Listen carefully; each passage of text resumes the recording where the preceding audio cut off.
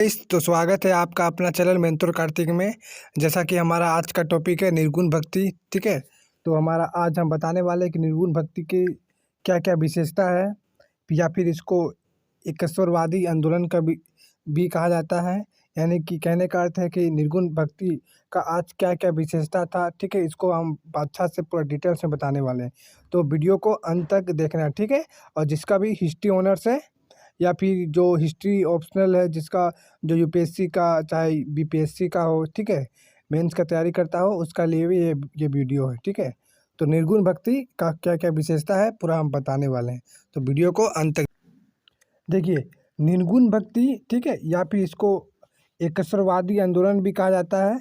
यदि दोनों में कोई भी क्वेश्चन आए तो इसका आंसर हम जो बताएंगे वही होगा। ठीक है, दोनों का अर्थ सेम है। ठीक है, यानी कहीं ना कहीं कहने का तात्पर्य कि निर्गुण भक्ति जो भी व्यक्ति निर्गुण भक्ति में विश्वास करता था, कहीं ना कहीं उसका झुकाव एकेश्वरवाद की ओर था। ठीक है, एकेश्वरवाद की ओर मतलब कि इसका जो भगवान होगा वो एक ही होगा। ठीक है, एकेश्वरवाद आंदोलन की विशेषता यही है कि वो एक ही को विश्वास करता था। ठीक है, कहने का तात्पर्य है। चलिए इसका क्या क्या विशेषता है, इसको कौन कौन व्यक्ति थे इसको बात करते हैं। सबसे पहला पॉइंट देखिए क्या है, लगभग सभी संत। कहने का तात्पर्य कि भक्ति आंदोलन के लगभग सभी संत, ठीक है, जो ये कौन कौन सा भक्ति का था, जो निर्गुण भक्ति का था, लगभग सभी। ठीक है, जिसमें गुरु नानक हुआ, कबीर हुआ, रैदास हुआ, पीपा हुआ, सेन निचली, ठीक है, जो सेन निचली जाति से आए थे। ठीक है, या फिर गुरु नानक हुआ, कबीर हुआ, रैदास हुआ, पीपा हुआ, सेन हुआ, ये सब निचली जाति से आए थे। ठीक है, जो कि निर्गुण भक्ति का संत थे। अब क्वेश्चन पूछ सकता है कि अब देखिए, अब एमसीक्यू क्वेश्चन पूछ सकता है कि निम्नलिखित में से कौन निर्गुण भक्ति से विलोम करता था। तो देखिए, गुरु नानक हुआ, कबीर हुआ, रैदास हुआ, पीपा हुआ, सेन, ठीक है, ये सब हुआ। ठीक है, जो जो कौन सा जाति, निचली जाति से आता था, याद रखिए, निचली जाति से। ठीक है, इन उसका आगे देखिए क्या है। ठीक है, हम कलर चेंज कर देते हैं यहाँ से ताकि समझ में आपको आए। जो देखिए, इन सभी का आपस में एक वैचारिक जुड़ा था। मतलब कि गुरु नानक हुआ, कबीरदास हुआ, रैदास हुआ, पीपा हुआ, सेन हुआ, ये कहीं ना कहीं इस सब का एक ही और जुड़ाव था। ठीक है, वैचारिक जुड़ा था। कहीं ना कहीं के कहने का तात्पर्य कि जो इसका इस सब का विचार था, कहीं ना कहीं आपस में मिलता जुलता था, यानी कहीं जुड़ाव था। ठीक है, लगभग सभी ने अपने लेखन में एक दूसरे का उद्धत किया। मतलब कहने का तात्पर्य है कि जो विचार था कहीं ना कहीं सबका सेम था। उदाहरण के लिए कबीर ने रैदास को संतों का संत कहा गया। जो रैदास था, ठीक है, जो इसको क्या कहा कबीर ने इन्हें संतों का संत। अब क्वेश्चन पूछ सकता है कि संतों का संत किसे कहा जाता है, तो किसे, तो रैदास को। और किसने कहा, तो कबीर ने कहा। ठीक है, कबीर, अब क्वेश्चन पूछ सकता है कि कबीर ने किसे, रैदास को संतों का संत कहा गया। ठीक है, तो रैदास को। आगे पॉइंट में आते हैं, इसका विशेषता देखिए।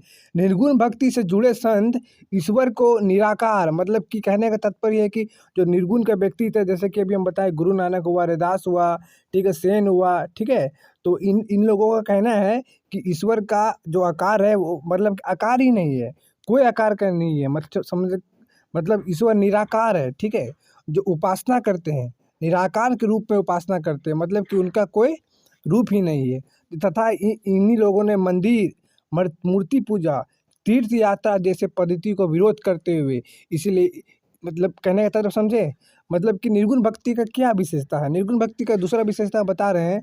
इसका कहना है कि ईश्वर का निराकार है, मतलब ईश्वर का कोई भी रूप नहीं है। ठीक है, या फिर इसे और भी इसका विशेषता है कि वो मंदिर में नहीं जाते थे। कौन, निर्गुण भक्ति लोग मूर्ति पूजा के विरोध करते थे, तीर्थ यात्रा का विरोध करते थे। ठीक है, मूर्ति पूजा हुआ, तीर्थ यात्रा हुआ, फिर उपासना हुआ, मंदिर का हुआ, सब का विरोध करते थे। इसीलिए वो अनायास ही धर्म का सुधारक बन गए। ठीक है, देखिए, अब इसका तीसरा विशेषता में आते हैं। तीसरा विशेषता में आते हैं कि जो निर्गुण संत से जो वो क्या, मतलब कौन जाति की, तो निचली जाति के थे। ठीक है, तथा इनमें जाति व्यवस्था के प्रति एक ही अवहेलना था। मतलब कि कहने का तात्पर्य है कि ये लोग तो निचली जाति के थे, तो निचली जाति थे तो कहीं ना कहीं ये जाति व्यवस्था का विरोध करेंगे। ठीक है, भाव था। इसीलिए कबीर हुआ, नानक हुआ, अन्य निर्गुण संत जाति व्यवस्था को आविष्कार करते थे, अस्वीकार करते थे, मतलब कि स्वीकार ही नहीं करते थे, ठीक है, क्योंकि वो तो नीची जाति के थे और जो इसके ऊपर जाति के थे वो कहीं ना कहीं भेदभाव करते थे। इसीलिए ये बोल रहा, ये इसका कहना है मतलब कि जाति व्यवस्था मतलब कि कुछ नहीं है, ठीक है, और इसका अस्वीकार कर देते थे इसे, ठीक है। तीसरा नंबर समझ गए। जहाँ नहीं समझ में आ रहेगा वहाँ पे आप लोग कमेंट भी कर सकते हैं, ठीक है। देखिए चौथा में देखिए क्या है। देखिए निर्गुण भक्ति के विभिन्न धार्मिक तत्वों का मिश्रण था। मतलब कहने का तात्पर्य कि जो निर्गुण भक्ति के लोग थे उनमें अनेक धर्मों के मतलब कि विचारों के मिश्रण थे, ठीक है। जैसे कि एग्जाम्पल के लिए, उदाहरण के लिए, जैसे कि इन पर नाथ पंथ हुआ, फिर इस्लाम का एकस्वरवाद हुआ, सूफी मत हुआ, वैष्णव भक्ति का प्रभाव देखा जा सकता है। कहीं न कहीं इन सब का ही मिश्रण था, मिश्रण का एक रूप था जो निर्गुण भक्ति में था, ठीक है। एग्जाम्पल के लिए जैसे कि हम बताए हैं कि सूफी मत का विचार था, कहीं न कहीं इस्लाम का जो एकस्वरवाद था इनका भी विचार सेम था, वैष्णव भक्ति का कुछ विचार आया है, ठीक है। नाथ पंथ का विचार भी इसमें सम्मिलित था, ठीक है। चौथा पॉइंट हो गया। देखिए पाँचवा पॉइंट में आते हैं क्या था। देखिए पाँचवा पॉइंट में कि निर्गुण संतों ने अपने लेखन में लोक भाषा का प्रयोग किया। माना जाता है कि कबीरदास कई क्षेत्रीय बोलियों का मिलाकर एक अलग प्रकार की भाषा का विकास किया था, जिसे जिसे जिसका क्या नाम था, जिसका सधुकड़ी भाषा कहा जाता था। अब क्वेश्चन पूछ सकता है कि भाषा का विकास कौन किया था और कौन सा भाषा, सधुकड़ी भाषा, ठीक है। कौन किया था, तो कबीरदास किया था। मतलब कहने का तात्पर्य है कि कई क्षेत्रों की बोलियों को मिलाकर एक भाषा बनाया गया, सधुकड़ी भाषा, ठीक है। देखिए अब हम आते हैं पांचवा में। पांचवा हो गया ये वाला। अब छठा में आते हैं। छठा में क्या है, छठा में है कि ईश्वरवाद को मानने वाले इन संतों ने सन्यासी जीवन को परित्याग किया गया। जो देखिए हम तो अभी निर्गुण बता रहे हैं, जस्ट इसका उल्टा ले लीजिए। जो सगुन भक्ति आंदोलन थे उन्हें इसमें क्या हुआ कि सन्यास जीवन परित्याग दिया। उस लोग सन्यास जीवन को मानते थे, ठीक है। इसने सन्यास जीवन को परित्याग कर दिया। क्वेश्चन पूछ सकता है कि निम्नलिखित में से कौन से सन्यास जीवन को परित्याग किया था, तो निर्गुण लोग, सगुन लोग नहीं, ठीक है। इन्होंने गृहस्थ जीवन पर बल दिया, मतलब कि गृहस्थ जीवन मतलब कि घरों में रहने के लिए पसंद किया। सन्यास का मतलब हुआ कि इधर उधर अब जाना, भटकना उकना, ठीक है। ये संत जीवन प्रयत्न उत्पादन से जुड़ रहे हैं, ठीक है। इनका लेखन में भी उत्पादन से जुड़े हुए प्रतीक शब्दावलियों का भी प्रयोग हुआ है, ठीक है। समझ गए, 6 पॉइंट समझ गए। पांचवा पॉइंट भी समझ ही गए होंगे, ठीक है। अब आते हैं, आप सातवां में आते हैं, ठीक है।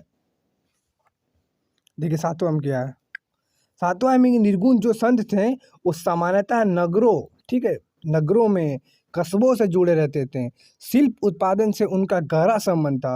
अब क्वेश्चन पूछ सकता है कि निम्नलिखित संतों में किसका, ठीक है, किसका संबंध शिल्प उत्पादन से था, तो निर्गुण संत का था। किसका था, निर्गुण संत का, ठीक है।